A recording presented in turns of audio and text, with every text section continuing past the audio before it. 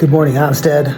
We often talk about athletes preparing in the summer for what's happening in the fall. The same is true for academics. The way to be great and to be above average in academics is to read. If you just take 15 minutes in the morning and in the evening, you will be better than readers from other districts. So we're going to spend 15 minutes reading a story that Mrs. Slater and her class and I and ChatGPT wrote. Enjoy these next 15 minutes. Superintendent Royce, The Case of the Whispering Wildcat. Student authors: Amelia, Wyatt, Omar, Elias, Allison, Rowan, Isabella, Kinsley. Assisted by Mr. Royce, Mrs. Slater, technical assistance and illustrations, ChatGPT.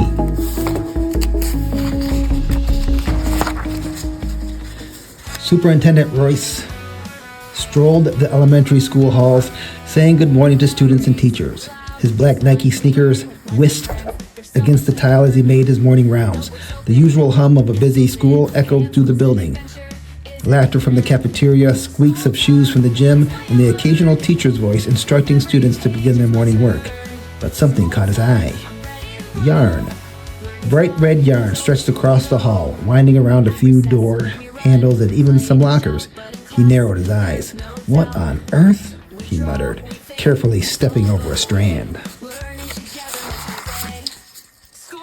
When he reached Mrs. Slater's classroom, the scene only got stranger. Two students, Kinsley and Elias, were crouched near the back, each holding a glittery disco ball. Superintendent Royce raised an eyebrow. "Morning. Mind if I ask? What's going on with the yarn and those disco balls?" Kinsley looked up innocently and shrugged. "I think it's Mr. Rivera's stuff," she said, glancing at Elias, who nodded nervously. Behind them stood Rowan, silent and suspiciously still for him. Superintendent Royce wondered if that was a smirk tugging at the corner of his mouth. From the other side of the room, Izzy crossed her arms and narrowed her eyes, watching Rowan closely. She didn't say a word, but her glare said plenty. Mrs. Slater, pink glasses in hand, looked just as puzzled. "It was all like this when I walked in, and the yarn, it's everywhere." Royce offered a smile, nodded, and moved on. Down the hall, things didn't get any better. The library door stood ajar. Scratches lined the frame like claw marks. Royce stepped inside to find a few books knocked over and fragmented bits of glass that looked like the remnants of even more disco balls. "What happened in here?" he whispered. He got on his walkie-talkie and called in Mr. Jared, the custodian, to come down to the library to start cleaning up the mess. As he walked back towards his office, pieces of the morning's mystery rolled around his head. Why were disco balls in Mrs. Slater's class?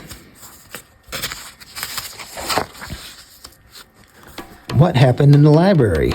And most of all, why was Izzy giving Rowan that look? Royce shook his head and chuckled softly. It's going to be one of those days. In the days that followed the disco ball incident, Superintendent Royce's presence became noticeably more frequent throughout the morning. He checked classrooms, peeked into the art room, and strolled through the cafeteria, always with that same curious, thoughtful look on his face. At first, students assumed he was just being extra careful. But then the rumors began.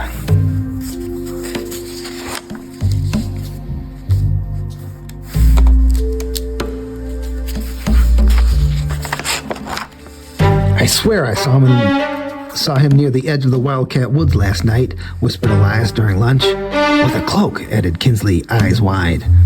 "Like a Sherlock Holmes cloak. He had that black hat he always wears, with the purple O on it."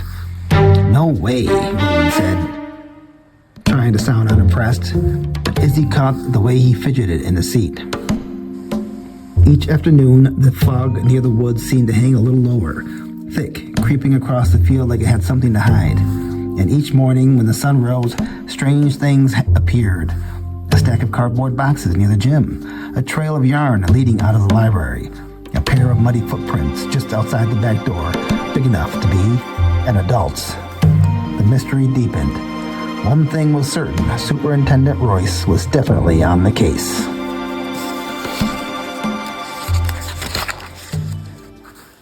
Chapter 2. Clues, the gathering. The next morning, Superintendent Royce stood tall in front of the group of students, flashlight sticking out of his cloak. His eyes narrowed. The smell of dampness from the Wildcat Woods still clung to his jacket. His voice was low and steady. "What have you seen? Heard anything strange?" The students shifted uncomfortably. Kinsley finally spoke. "We heard whispers." Elias nodded. "And scratching in the library, then something like breaking glass." Royce's brow furrowed. He turned sharply to Rowan, who was unusually quiet. "Rowan, did you break the glass?" "I've heard you're quite the prankster." "And Izzy, are you part of this too?" Izzy's jaw dropped. "What? Me? No way, I'd never." She looked betrayed, as if the accusation stung more than anything.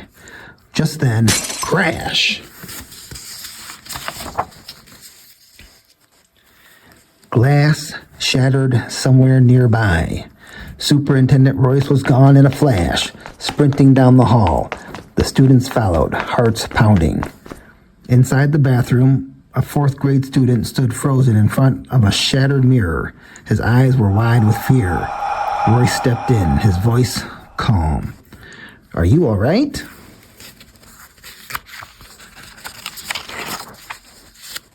Suddenly, the toilets all flushed at once. A ceiling tile clattered to the floor. Scratches etched themselves across the walls and stalls like invisible claws. A chilling sound echoed around them. Hiss, sigh, the woods, the woods. Everyone froze. Mrs. Slater appeared in the doorway, eyes wide behind her pink glasses. "Superintendent Royce," she whispered, "we've seen lights flickering in the Wildcat Woods after midnight." Royce turned slowly. That settles it. He led the group back to Mrs. Slater's classroom, the broken mirror still glinting behind them like a warning. Something was happening, something real, and the Wildcat Woods held the answers. Chapter 3, Wildcat Woods.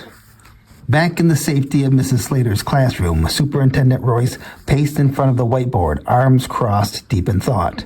He turned to Izzy. "Do you think Rowan could have done this?"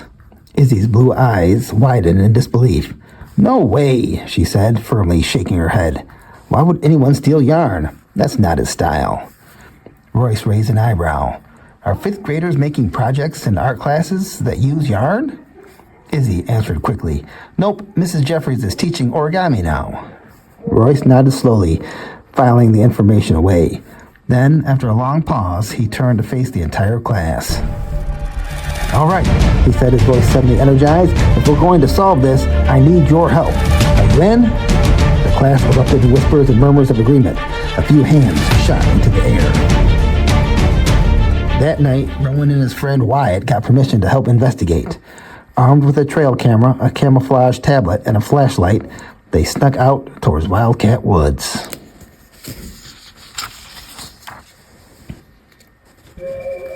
Wyatt crouched low, brushing leaves over the tablet to hide it. "This should catch anything moving near the trail," he whispered. Rowan nodded. "Let's get closer in and set the other one." As the two boys tiptoed deeper into the woods, they heard a sound. Crack! They froze. Snap!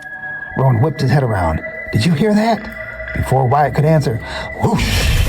A bright burst of flame shot up from behind them, lighting the trees in a wild orange glow. Both boys stared in horror. Wyatt never screamed, but he gasped, sharply, eyes wide. "Run!" Rowan shouted.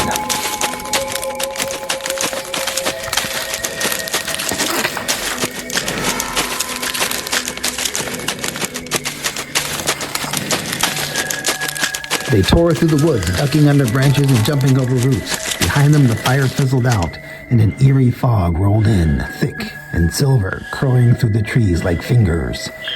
When they finally reached the edge of the schoolyard, both boys collapsed onto the grass, gasping for breath. Rowan looked back towards the woods.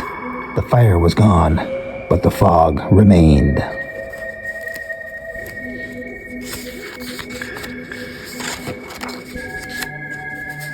Chapter 4. If at first you don't succeed.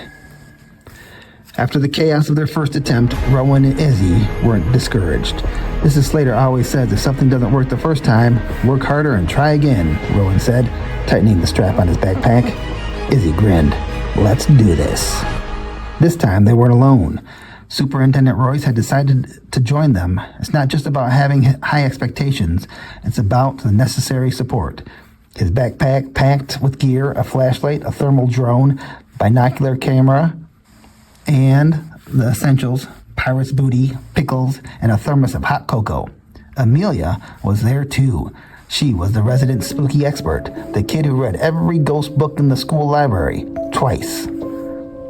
As the group stepped into Wildcat Woods, Amelia kept the mood chilling. You know, there's a legend about kids disappearing in these woods, right? She said casually. Some say it's the spirits of the old superintendents, haunting the land and terrorizing bad students. Rowan and Izzy looked at each other nervously. Suddenly, whoot! Everyone jumped. Ha! The kids screamed. Royce raised his hand. Relax, it's just a barn owl. Pretty common in southern Michigan. Amelia raised an eyebrow. Don't sleep on barn owls. They can get aggressive. Royce chuckled. Fair point. They continued deeper into the woods. Royce at the front, sipping cocoa from his thermos as he scanned the trees. That's when Izzy spotted something. Over there, on the tree. A handprint, greasy, faintly outlined by crumbs pressed into the bark. Right below it, scratch marks.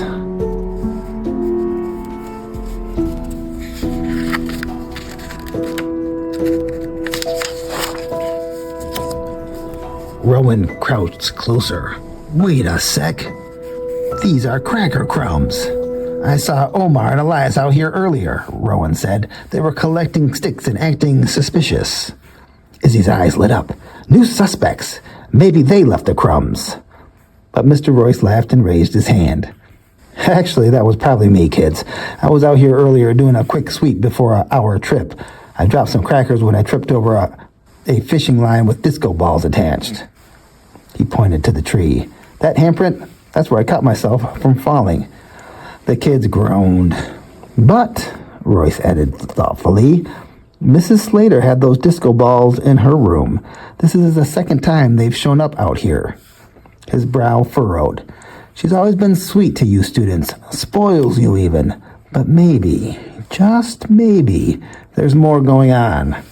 The kids looked at each other. Disco balls, cracker crumbs, fishing line, yarn. Things were definitely getting weird.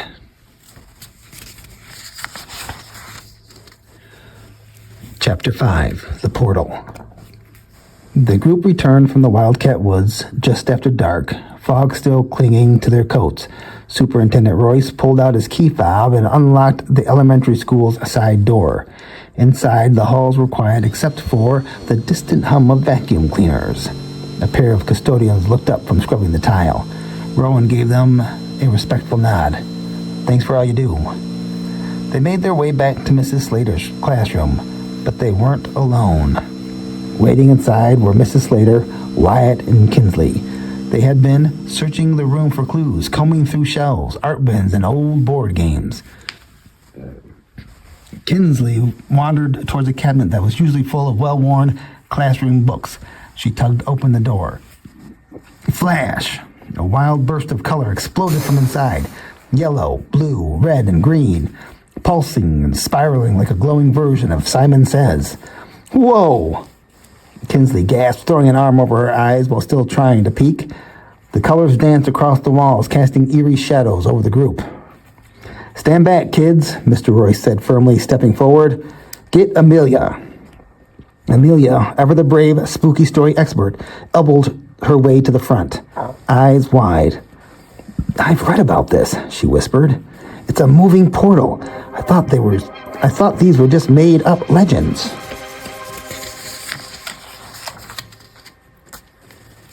Mr. Royce narrowed his eyes. A portal in a cabinet. He rubbed his chin. First the library, then Wildcat Woods. Now Mrs. Slater's room. He turned to the group. I'm going in.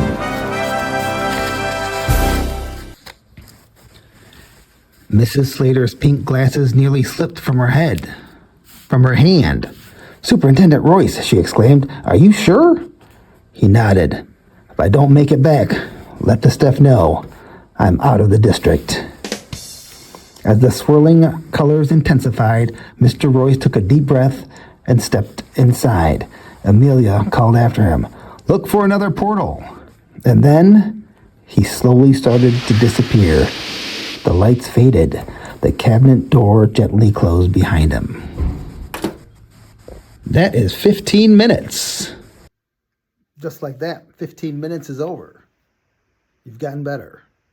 Stay tuned for the next installment of Superintendent Royce, the case of the Whispering Wildcat.